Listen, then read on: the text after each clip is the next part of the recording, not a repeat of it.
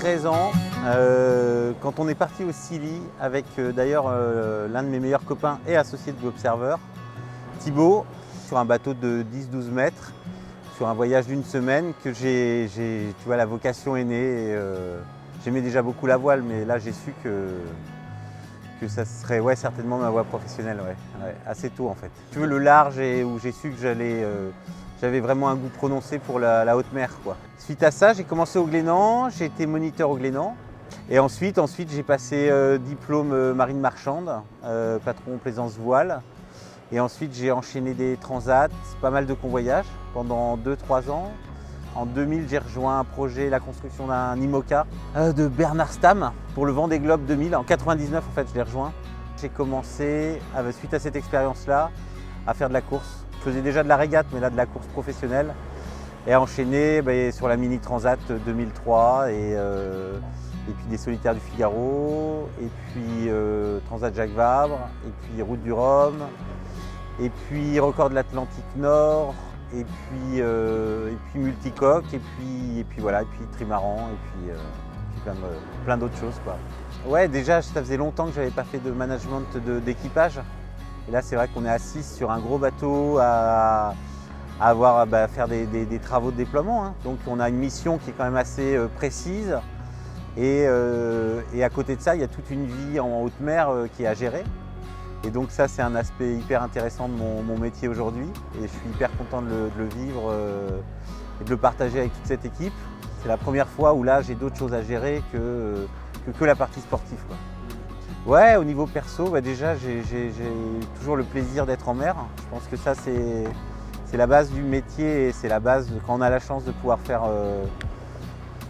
faire ça et d'avoir ce choix-là dans la vie, c'est déjà une chance énorme. Et puis ensuite, c'est un long voyage, hein. Et c'est un voyage intérieur, c'est un voyage qui est riche parce que vivre en huis clos comme ça et partager un moment de vie, 3 mois de vie, c'est assez riche. Et puis c'est un voyage géographique que je trouve passionnant, de rejoindre Sainte-Hélène, d'avoir rejoint les États-Unis. Et d'ensuite rejoindre le Cap-Vert. Et en fait, c'est des routes maritimes qu'on fait très peu à la voile et avec beaucoup de zones météorologiques super intéressantes et passionnantes. Et tout ça est super excitant, ouais. Donc d'un point de vue professionnel ou personnel, je suis comblé en ce moment. Ouais. Je ne sais pas de quoi sera fait demain. C'est la base du métier, quoi.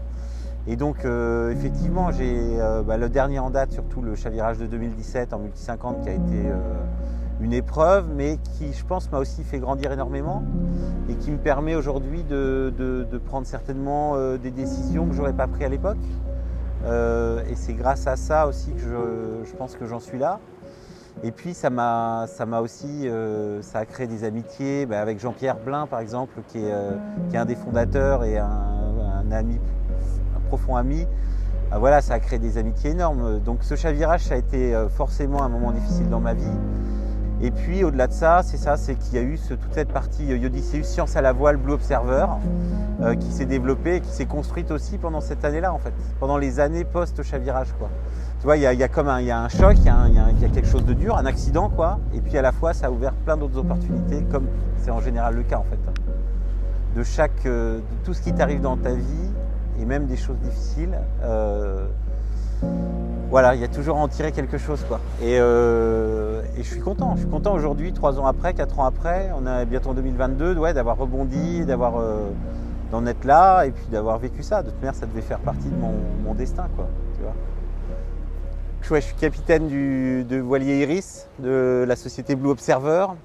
Et à mon sens, un bon capitaine, déjà forcément c'est un bon marin, hein, c'est ce qu'on demande en premier, donc avoir un sens marin, une bonne connaissance des manœuvres, de la navigation, tout ce qui va être nécessaire en fait à mener en toute sécurité un bateau et son équipage d'un point A à un point B et de mener la mission qui lui a été confiée. Au-delà de ça, on passe quand même 90 jours ensemble à bord et donc je ne le conçois pas sans sans un côté humain assez développé et, si tu veux, des moments de plaisir, des moments de rigolade. En fait, on est comme une famille pendant ces 90 jours-là et il faut qu'on vive ça avec tout ce qu'il peut y avoir dans une famille, c'est-à-dire de la bienveillance, de la confiance, de l'entraide.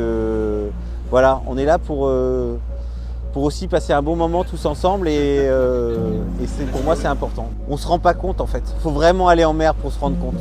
Comme c'est beau, comme c'est grand, comme c'est magique. De la Terre, on n'a pas la vision de la richesse de l'océan et de tout ce que ça peut apporter. Alors on connaît quelques chiffres, on sait que l'océan c'est une respiration sur 2, des choses comme ça. Mais au-delà de ça, c'est un élément qui est toujours en mouvement, qui est hyper dynamique. Je vais dire une banalité, mais protéger l'océan, c'est protéger l'avenir, c'est protéger ses enfants. Voilà, c'est la base en fait de la vie et il faut qu'on s'engage en fait dans une démarche de profond respect et puis de protection de cet environnement marin, quoi. Je pense que c'est la base pour que la planète et les sociétés actuelles puissent se projeter en fait dans un monde vivable.